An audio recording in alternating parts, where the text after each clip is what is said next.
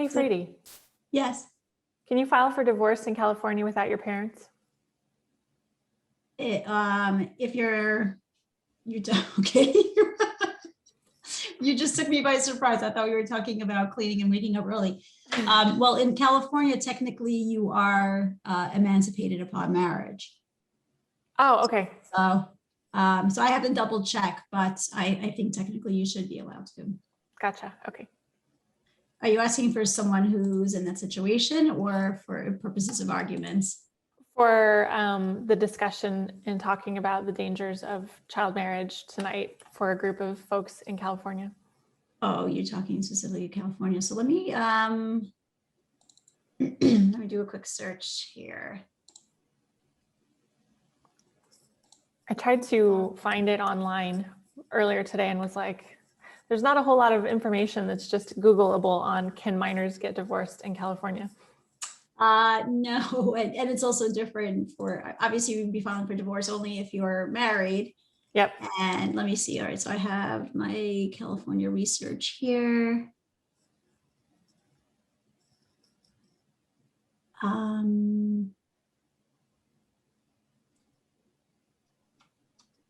Okay, so it could easily be forced. Yeah, they can. Yeah, they can technically retain an attorney and file for divorce. Okay. I read earlier in the actual legal code that they can't bring legal actions in their own names. So like in advance of getting married. Right, definitely before they're married, they're in that Yeah. position, but Yeah. once they're married, then they should be able to. Then I will not say that they can't get divorced. Thanks. Are we focusing on California tonight? We don't need to, I don't think. I was just thinking since it's a California group.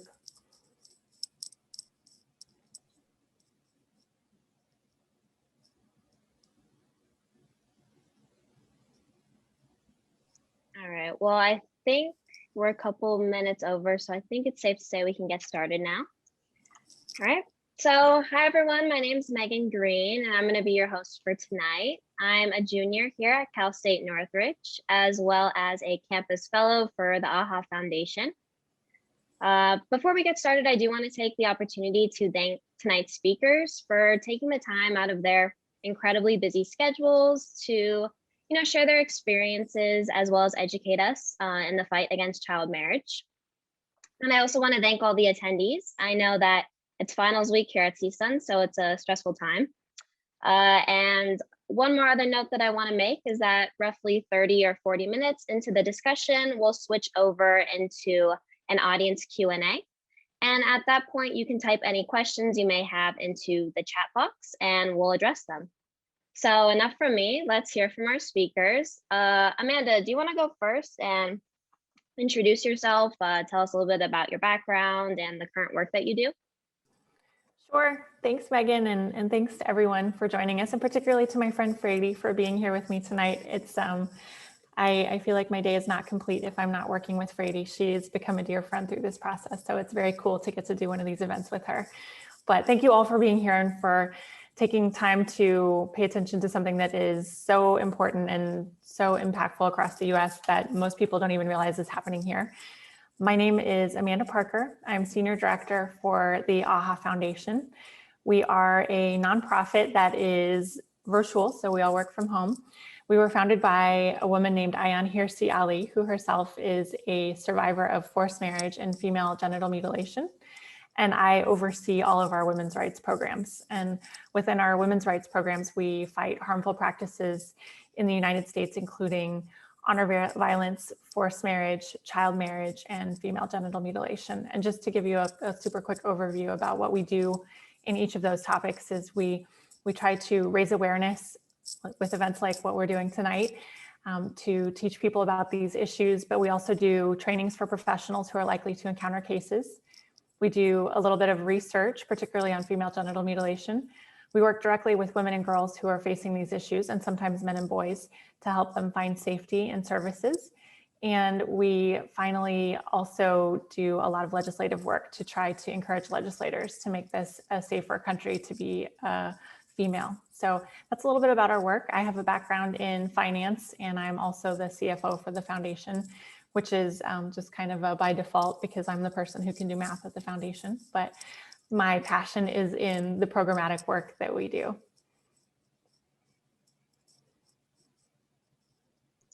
All right. Do you want to, thank you, Amanda. Do you want to go ahead, Fraidy? Sure. So thank you so much, Megan, and everyone here for being a part of this important discussion. And I second what Amanda said. We actually spent some of the day today together fighting forced and child marriage across the United States virtually together. And it's always a wonderful way to end the day by partnering with Amanda again on this fight to end forced and child marriage in the United States. In terms of my background, I am a forced marriage survivor, and out of my traumatic experience, I founded Unchained at Last, which is the only organization that's dedicated to ending forced and child marriage in the US, which we do through both direct services and advocacy. On the direct services front, we provide crucial, comprehensive, often life-saving services, always for free, to anyone in or from the United States who is escaping a forced marriage, whether they're already in that marriage or they're facing an impending forced marriage. Everything from helping them to escape to providing them with the free legal representation and emotional, financial, and other support that they need to get out of the bad situation and to rebuild their lives. And then at the same time, we are just pushing relentlessly for social policy and legal change in every US state and at the federal level to end these harmful practices and to make sure that no one ever again in the United States is forced to marry at any age. All right, thank you so much, Fraidy. Amanda, could you give everyone a working definition of what constitutes child marriage, as well as, why is it so inherently dangerous? Sure, absolutely. So the simple definition of child marriage is really that it's marriage before the age of majority, which in California is the age of 18. In most states in the US, the age is 18. And we often think of child marriage as something that's happening somewhere else overseas, but the reality is that it's happening across the US, indeed in California. There are only 4 states that have banned all marriage before the age of 18 in the US. California is sadly one of 13 states with no minimum age of marriage specified. What the law says is essentially that the minimum age of marriage is 18, but it's got a big exception, which says that children under the age of 18 with no minimum can be married with parental consent and a court order. But just going beyond the simple definition of this is marriage below the age of 18, what I also want to say is that what we should be thinking about when we think about the definition of child marriage, rather, is that it's a human rights abuse. This is something that the US State Department has defined as a human rights abuse. It's also a form of gender-based violence, and Fraidy has done all the research on this and will tell you all about it, but it's an issue that primarily impacts girls. And it's typically girls who are married to adult men, and that's the same right here in the US, just as it is overseas. So in addition to being just simply marriage before the age of majority, it's a human rights abuse and it's gender-based violence. Now, why is it dangerous? I mean, you can guess that it's dangerous just by the simple fact that it's labeled a human rights abuse by the US government. But there are some big reasons that it's really inherently dangerous. And Fraidy and I talk about these day in and day out to legislators. The first reason is that it can easily be forced marriage. This is why I started working on this issue at the AHA Foundation in the first place, because we had minors coming to us facing a forced marriage. And the tools that we had available to us to help adults who were either trying to avoid being forced into a marriage or trying to flee a forced marriage were just not available to minors. Minors who are being forced to marry or who are forced to marry face really significant legal and practical barriers if they try to leave home or access a domestic violence shelter. They often can't bring a legal action in their own name, except in some limited circumstances. In many states, they're not able to file for divorce, although in California, I think that's not the case.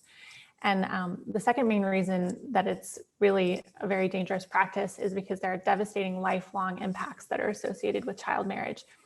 So right here in the United States, there's been some significant research showing that marrying as a minor, marrying as an adolescent, curbs your educational opportunities. You are 50% less likely to graduate from high school. You are 4 times more likely to, or less likely to complete college if you are married below the age of 19. you're also 31% more likely to live in poverty than if you remain unmarried. There are health and psychiatric consequences that are associated with child marriage. And with all of this, it's almost always going to end in failure. Between 70 to 80% of child marriages end in divorce. Globally, you're 3 times more likely to be beaten by your spouse if you're married as a minor, and that includes the United States. Also, and this one is specific to California, child marriage makes a mockery of the state's statutory rape laws.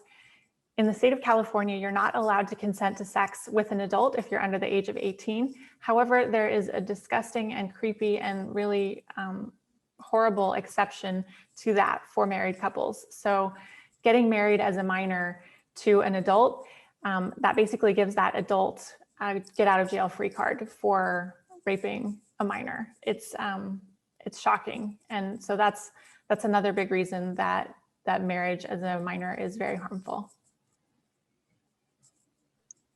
All right, thank you. So you touched on how when we think of child marriage, we usually think about, oh, it happens somewhere else. It doesn't happen in the United States. So I guess going to Fraidy, Unchained at Last just released a comprehensive study on the extent of child marriage in the United States. Can you describe the findings, maybe the most surprising findings? Well, probably every one of our findings was surprising and also really alarming. What we found is that nearly 300,000 children, a few of them as young as 10, were married in the United States between 2000 and 2018. Most of them were girls married to adult men. And while, as I mentioned, a few of them were as young as 10, most of them, about 96%, were age 16 or 17, which is consistent with trends that we see around the globe, that most of the children who marry are age 16 or 17. But as Amanda was saying, at 16 or 17, because minors still don't have the legal rights of adulthood, it's just as shocking when a 16 or 17-year-old marries as when a 6 or a 7-year-old marries. But we are talking about mostly girls marrying adult men, as Amanda mentioned. The average spousal age difference across the US was about 4.1 years. When a girl was married, it was usually to a man who was approximately a little bit over 4 years older than the girl. And yet when a boy married, the age difference was about half of that. So it was much more rare. It's much less likely for a boy to marry. And when a boy marries, it's also usually a much less significant age difference. But then Amanda was talking about how marriage age laws in California undermine the statutory rape laws, and that's true across the United States. And another thing that our study found is that more than 60,000 marriages since 2000 in the United States have occurred at an age or with a spousal age difference that should have been considered a sex crime. And in about 88% of those, it's the situation like in California, where within marriage, that's not a crime anymore. It's a get out of jail free card. In 88% of these cases, where within marriage, what would otherwise be considered rape, in some cases, felony rape becomes completely legal. So we're just literally, with the marriage license, handing a get out of jail free card to child rapists. And in the other approximately 12% of those cases, the marriage was legal, but sex within that marriage is a crime. So unlike in California, where within marriage, sure, you can rape the girl, now it's no longer a crime. In the other 12% of cases, in some states, even within the marriage, sex with a minor is a crime. And think about that. That means with every marriage license that the state issues, the state is sending a child home to be raped. That's either way, we're making a complete mockery of our statutory rape laws. Another thing that we found with our study is that the rate of child marriage has been going down. Almost every year since 2000, there was a decrease in the national number of children married. However, we still know that the number will not get to zero. We will not end child marriage in the United States unless we pass legislation to do that. What we need to do is pass legislation. 4 states have already done it. 11 states are currently considering it, simple common sense legislation that keeps the marriage age at 18 or higher if the age of adulthood is higher, and eliminates the dangerous loopholes that right now allow marriage before that age. Okay, thank you. Well, adding on about loopholes, Fraidy, what are some of the most common loopholes in state law that allow for child marriage?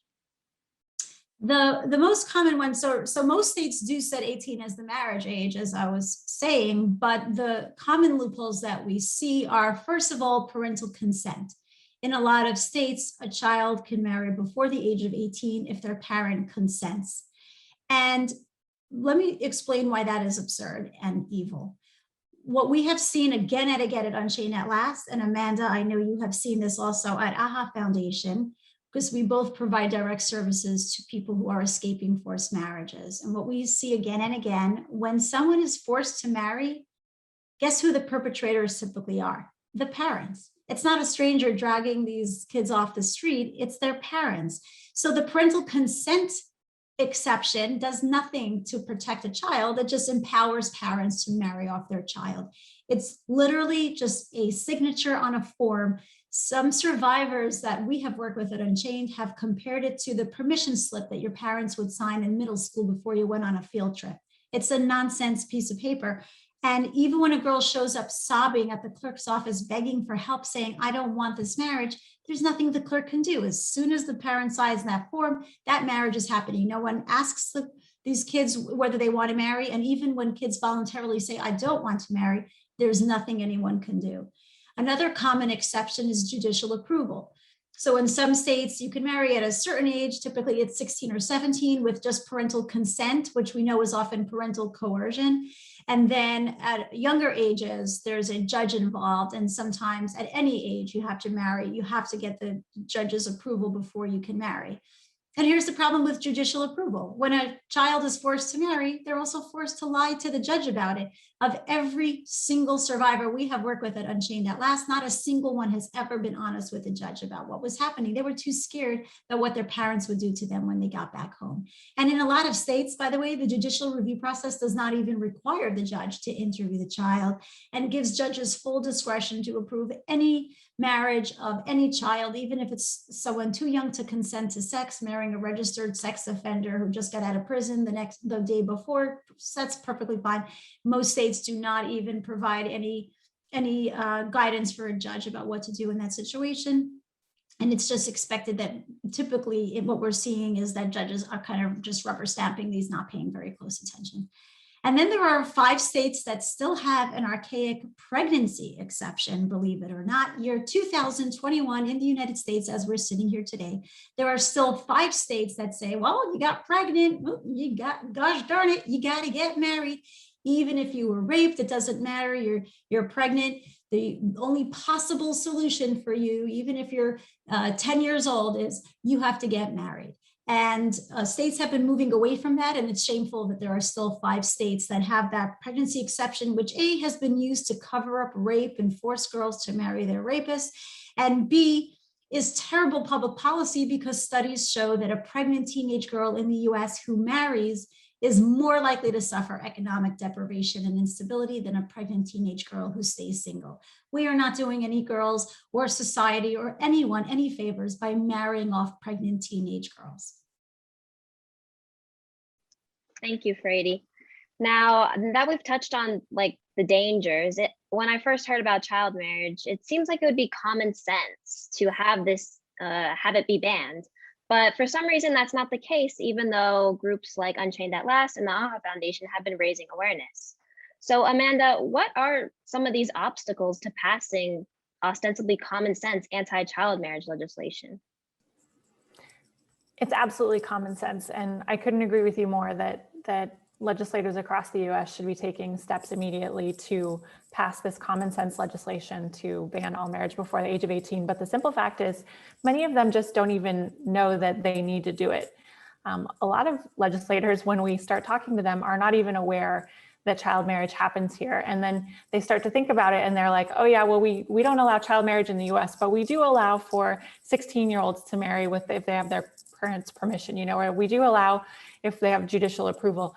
So they don't really equate that with child marriage. They don't think of child marriage as something that's happening here. So there's definitely an education process that happens when we are speaking with legislators. And something that we've learned particularly, so we were walking around in Florida, which is where I live, and talking to legislators. And I remember walking in there telling legislators, can you believe our laws are so embarrassing? This is shameful. You really need to do something about this. I'm so embarrassed for us. You should be ashamed about our laws. But they didn't know either. And so they were like, whoa, whoa, whoa, give me a minute. Like, I didn't even realize this is an issue here. And we realized, okay, maybe it's better to not go in and shame the legislators immediately for a problem that they did not create. So we just realized, we really need to educate them, just in the same way that at a dinner party, my friends are all surprised about the fact that child marriage is happening here. Legislators are no different. So that's step one, is really to raise awareness about it.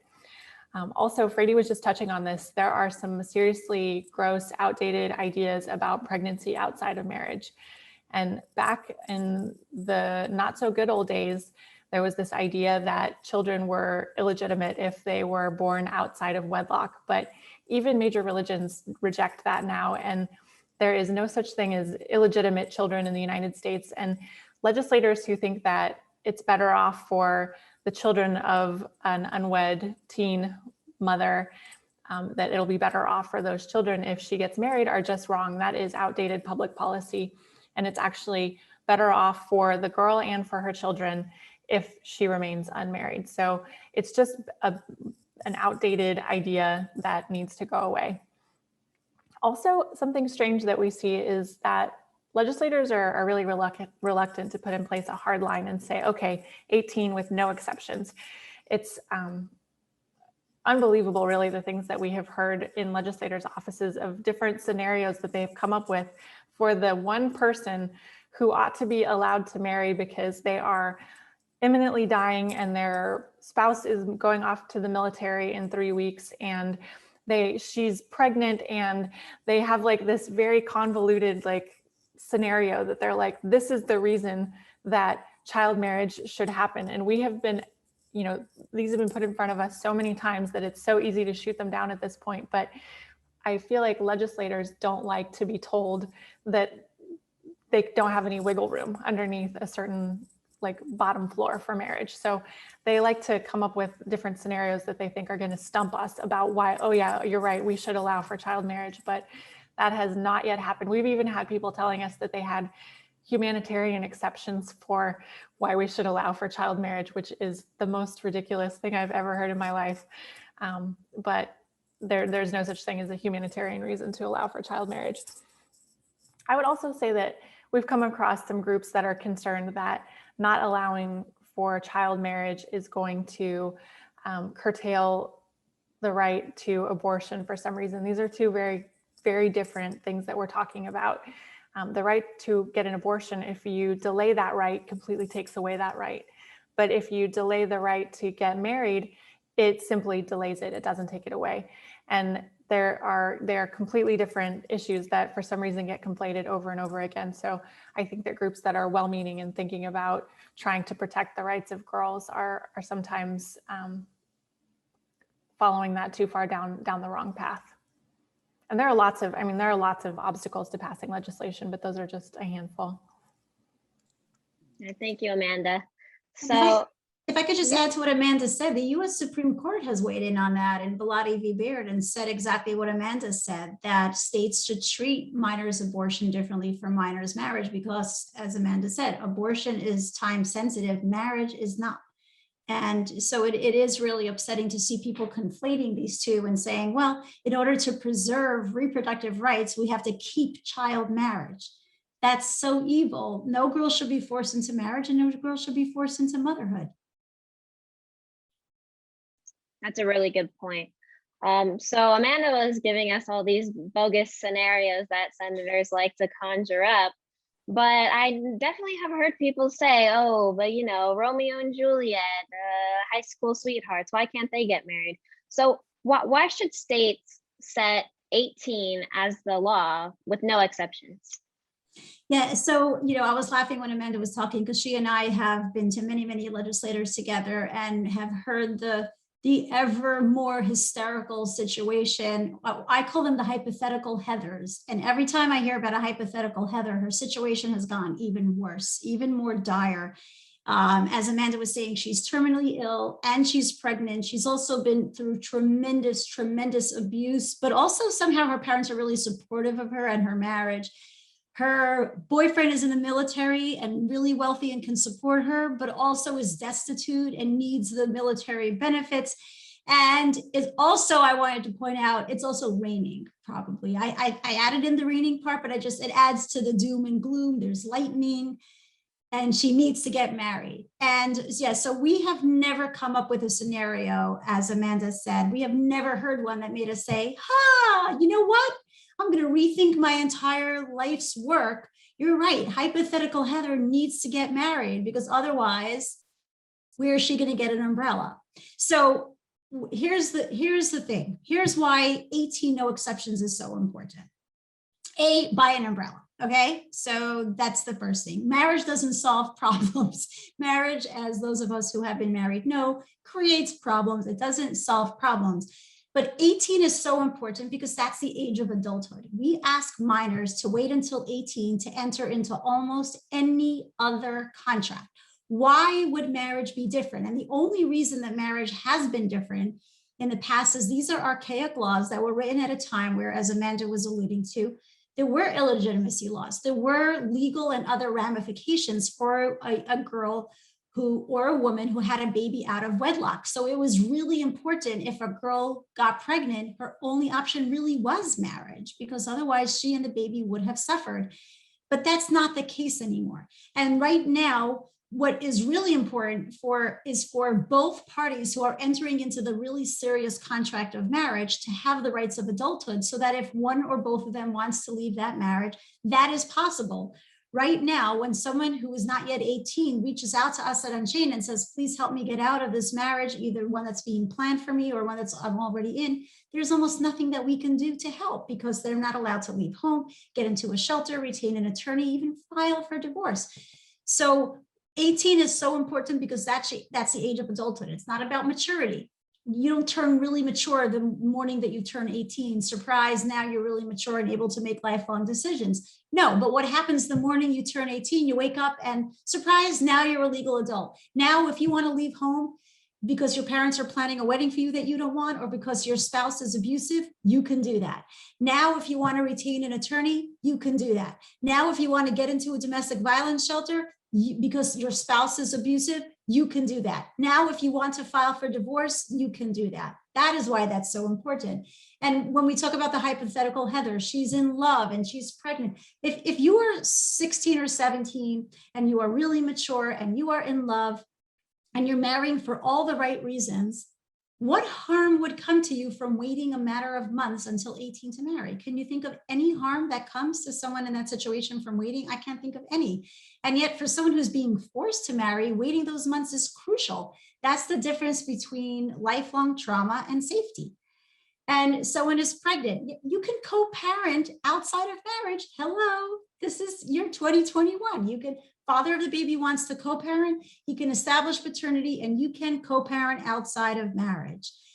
And, think of any other scenario, the hypothetical Heathers, all the crazy hysterical scenarios, every single one of those problems can be solved with something that does not involve entering a minor into a contractual sexual relationship that she cannot legally get out of.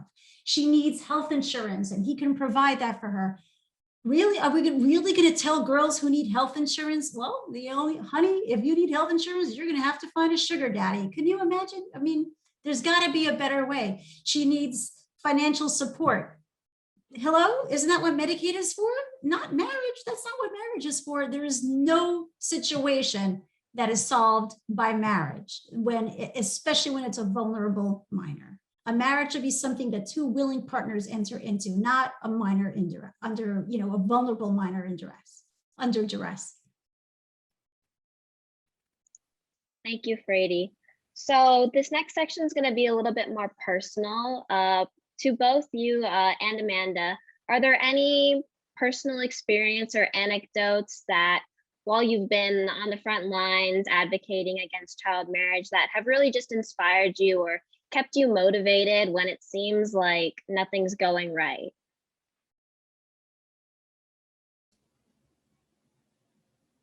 Okay, I'll go first. Fraidy's not gonna be surprised that I'm gonna tell a story that has a happy ending, but I'm gonna tell you a story about a young woman that I worked with about 7 years ago, and she and I reconnected recently, and so she's been on my mind a lot.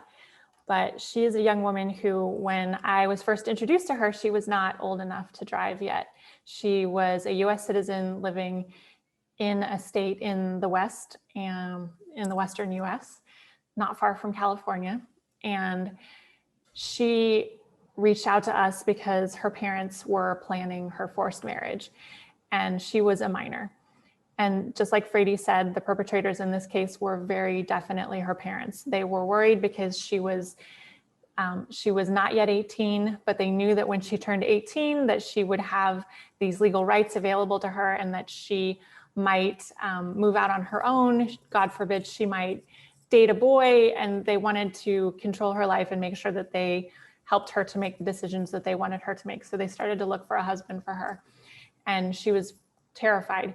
And so she reached out to us, and the beginning of the happy ending of this story was that she had a family member who had been, this is not the happy part, had been forced into a marriage before her, but had managed to escape it and was living on her own. And she wanted to support this young woman. I'm going to call her Anna. She wanted to support Anna. And so Anna had somewhere safe to go. This was before Fraidy and I were working together on raising the minimum age of marriage across the US. This was not even a thing in the back of my brain yet, that we should have different laws to protect her, rather than trying to figure out a legal workaround to the laws in her state so that we wouldn't get arrested and she wouldn't get charged with being a runaway, and that she could go and be safe from being forced to marry. So she moved out. She got an order of protection against her parents. But then, like I said, she was a minor, and they tricked her into this idea of a beautiful family vacation to go visit her grandma. And they wanted to take her overseas for that. And she couldn't resist. And so she went overseas with her family and went to visit grandma. And when they got to that country, her parents took away her passport and said, forget about the US. We are going to find you a husband. And luckily at that point, she was 18, because when they took away her passport and said, you're stuck here, it was kidnapping in the eyes of the US State Department rather than parenting. And they worked with us to help get her back into the United States. And she came back to the US. There was a whole, I refer to it as the most like James Bond scenario I've ever worked on at the AHA Foundation, where there was a US Marshal involved and an escape plan, because she went shopping with grandma. And basically, she came back to the US. She finished her college degree. She is now living overseas in a country of her choice with her French boyfriend that she chose for herself, in a career that she chose for herself following graduating from college. And when we spoke, she said, you know, this is only possible because there were people there who were willing to help me. And she and I cried together when we caught up, and she was telling me about her life. And it was so inspiring to see this beautiful world that she had created for herself, with, you know, just being given the chance to get an education, to make her own choices, and to decide what she wanted for herself. I mean, she has this exciting, and it doesn't even have to be exciting, but for her, it's a very exciting international life with a romantic French boyfriend, which is what she wanted. And just knowing that that's possible, that girls can make decisions for themselves and plan their own lives for themselves, is really what keeps me going.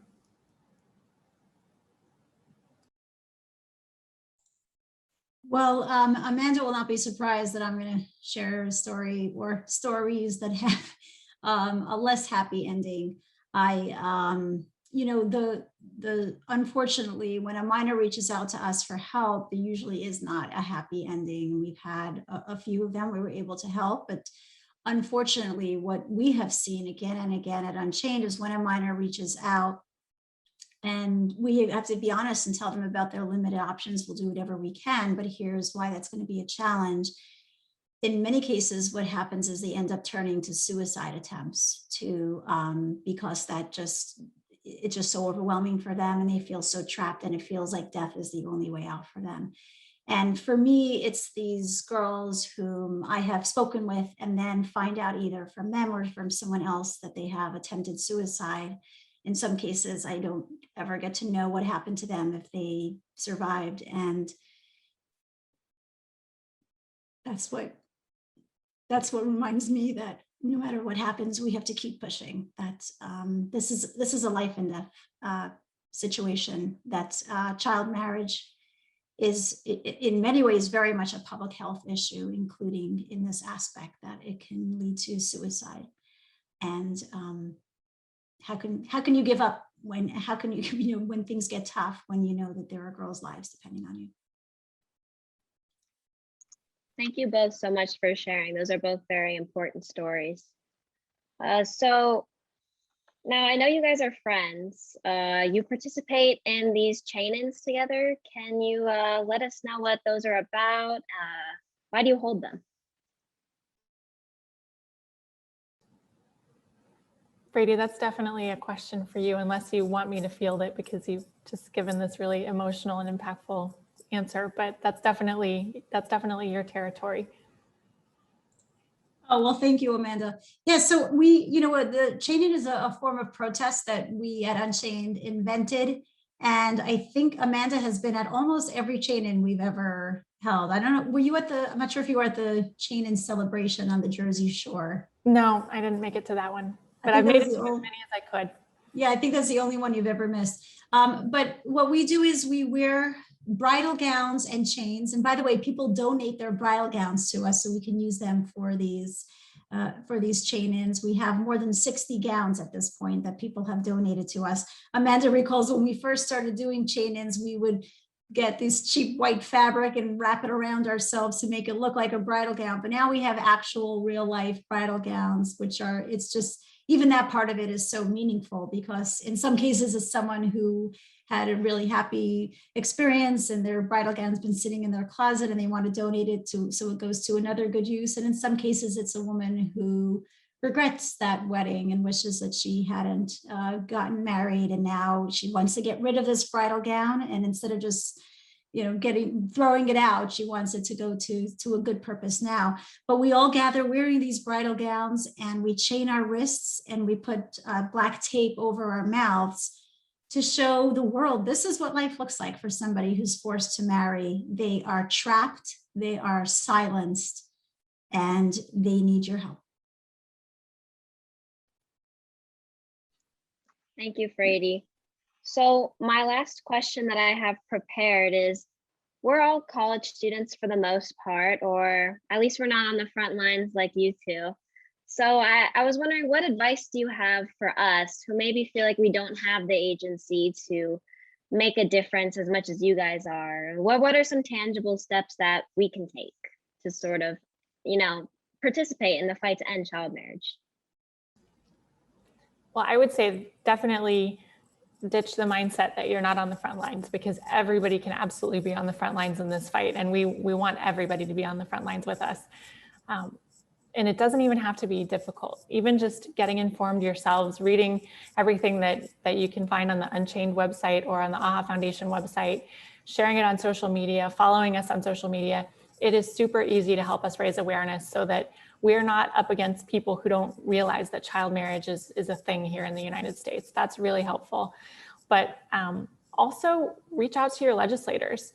You guys are you should be old enough to vote at this point, I would think, for the most part. And legislators really care what you have to say and what you think. And you would be surprised how much of a difference it makes to hear from one person that's their constituent that this is an issue that's important to you and you want them to do something about it. Because if they know that their voters are listening and paying attention and it's something that they're interested in, they know that their job is to represent you. So absolutely reach out to your legislators and let them know that ending child marriage is a priority for you.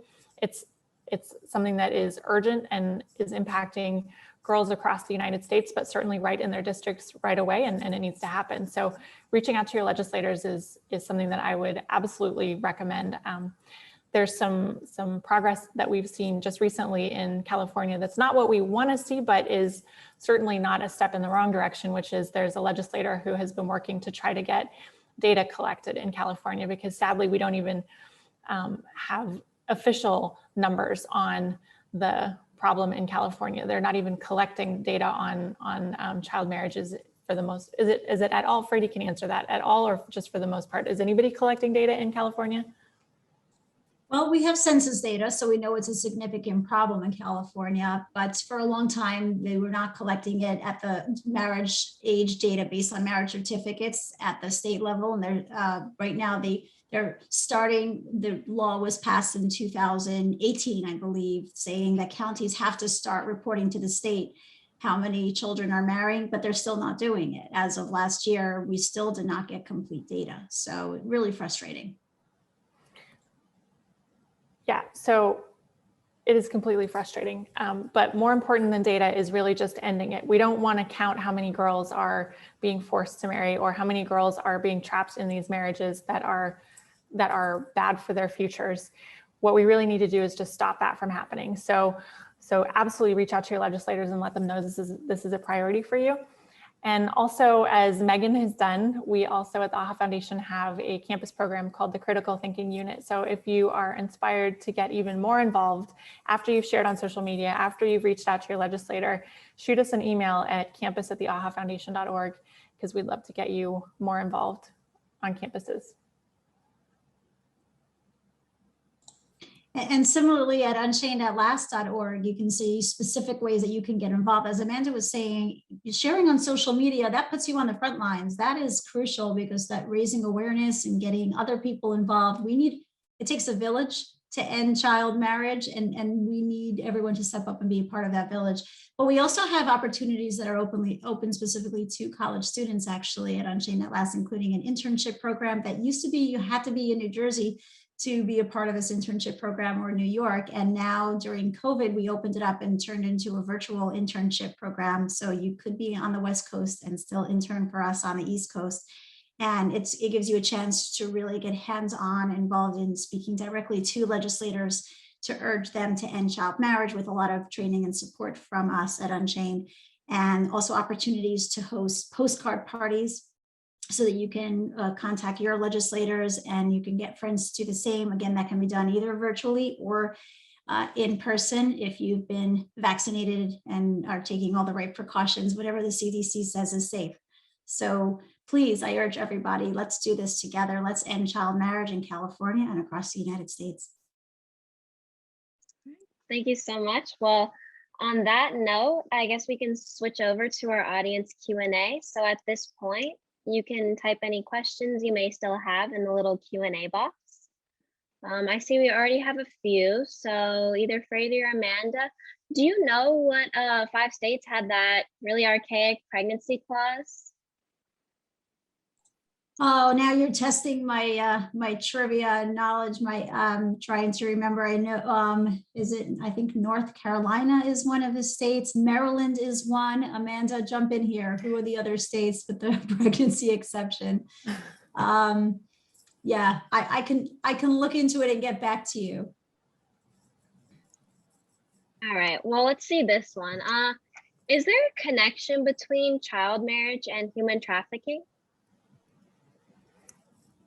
Absolutely, yes. I would say that both nationally and internationally, girls in particular are trafficked for marriage, and that can be sexual or domestic servitude. But I also think this is a good time to highlight that there is actually no minimum age in the United States to sponsor a spousal or fiance visa, or to be brought to the U.S. as a sponsor, or as a spouse or a fiance. So you can be a minor of any age to petition for a spouse to come to the United States, which to me is really creepy. And at the AHA Foundation, we actually submitted a Freedom of Information Act request to find out how often this was happening, because when we brought it up, we were hearing from some others, this isn't happening here. And it took a long time to get data, but once there was actually a report that was put out by the US government, what they found was between 2007 and 2017, there were 8,686 petitions for a spousal or fiance visa involving a minor that were approved by USCIS. And we don't know exactly how many of those became actual visas, but they were actually approved, and some of them were for minors as young as 13. So we know that this is actually something that's happening. These girls are being brought into the US for marriage, and it's very disturbing. I had a second point and it went away. We also know that during that time period, there were about 5,000, just under 5,000 green cards that were approved for minors who were getting their green card based on a spousal or fiance visa. And just like the child marriage that we see in the United States, it was almost always girls married to adult men. In some of these cases, the age differences were shocking. There were minors who were married to 40-year-olds. And I mean, the average age difference, I don't remember it off the top of my head, but these were not typically Romeo and Juliet type scenarios that you're thinking about. It was pretty disturbing, to be honest.